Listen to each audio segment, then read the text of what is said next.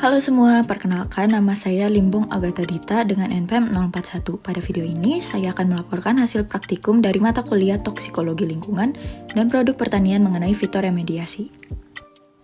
Fitoremediasi adalah salah satu dari metode remediasi yang memanfaatkan tanaman akumulator untuk mengurangi bahan pencemar.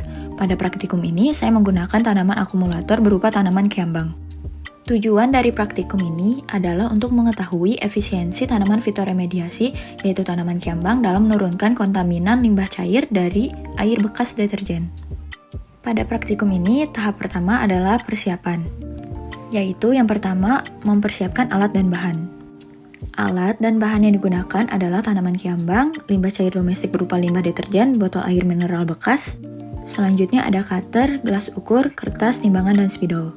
Selanjutnya adalah memasuki tahap pelaksanaan. Langkah pertama adalah memotong bagian atas botol bekas air mineral dengan menggunakan cutter.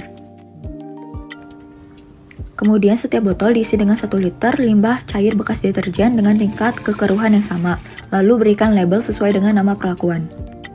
Pada setiap botol dilakukan perlakuan seperti yang terlihat pada video. Di sini saya memberikan nama untuk pengulangan adalah F12, F22, dan F02.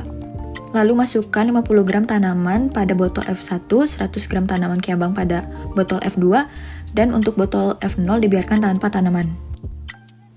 Pada ulangan dilakukan hal yang sama. Selanjutnya adalah hasil pengamatan selama 7 hari.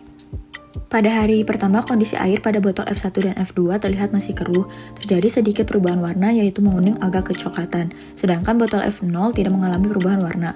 Kondisi tanaman pada botol F1 dan F2, tanaman masih terlihat segar. Pada hari pertama, pada pengulangan terlihat kondisi air dan tanaman sama dengan percobaan pertama. Pada hari kedua, kondisi air pada botol F1 dan F2 terlihat masih keruh tetapi warna airnya lebih pekat daripada hari pertama. Untuk kondisi tanaman, pada botol F1 dan F2 tanaman mulai layu pada daunnya. Pada hari kedua, pada pengulangan terlihat memiliki hasil yang sama dengan percobaan pertama. Pada hari ketiga, kondisi air botol F1 dan F2 mulai terlihat jernih, terutama pada botol F2. Kondisi tanaman pada botol F1 dan F2, tanaman terlihat layu dan daunnya mulai menguning. Pada pengulangan, hasil masih terlihat sama. Pada hari keempat, botol F1 warna airnya terlihat kehijauan, tetapi air terlihat semakin jernih. Pada botol F2, warna air lebih jernih daripada F1. Kondisi tanaman pada kedua botol semakin layu dan menguning. Pada botol F1 terlihat ada daun yang gugur tetapi masih mengambang di sekitar perakaran, sedangkan pada botol F2 mulai terjadi perontokan akar. Pada hari keempat, pengulangan terlihat memiliki kondisi air dan tanaman yang sama dengan percobaan pertama. Pada hari kelima, kondisi air botol F1 dan F2 warna air mirip dengan hari keempat, tetapi air terlihat semakin jernih dan botol F2 lebih jernih daripada botol F1. Kondisi tanaman botol F1 dan F2 semakin layu dan mengering. Pengulangan pada hari kelima memiliki hasil yang sama dengan percobaan pertama. Pada hari ke-6, kondisi air botol F1 dan F2 warna air semakin pekat tetapi air terlihat semakin jernih. Kondisi tanaman botol F1 dan F2 semakin layu dan mengering. Pada pengulangan, hasil masih terlihat sama. Pada hari ke-7, kondisi air botol F1 dan F2 semakin terlihat jernih dan botol F2 lebih jernih daripada botol F1. Kondisi tanaman pada botol F1 semakin banyak daun yang layu kemudian rontok, sedangkan pada botol F2 daun semakin banyak yang menguning dan kering. Pada ulangan hari ke-7, hasilnya masih terlihat sama dengan percobaan pertama. Kemudian dapat dilihat perbandingan hasil hari ke-7 dari percobaan 1 dengan ulangan. Selanjutnya adalah kesimpulan dari praktikum yang telah saya lakukan. Berdasarkan hasil praktikum, tanaman kiambang terbukti dapat menyerap atau mengurangi zat cemaran dari limbah bekas deterjen.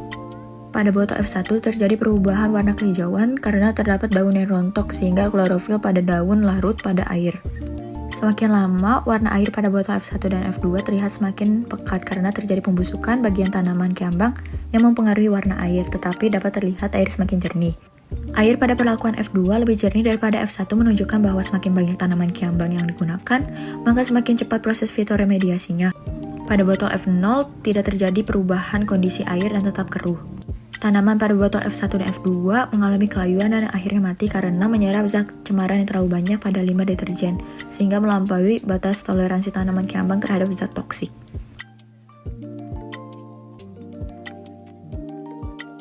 Sekian laporan praktikum saya mengenai fitoremediasi menggunakan tanaman kiambang. Terima kasih.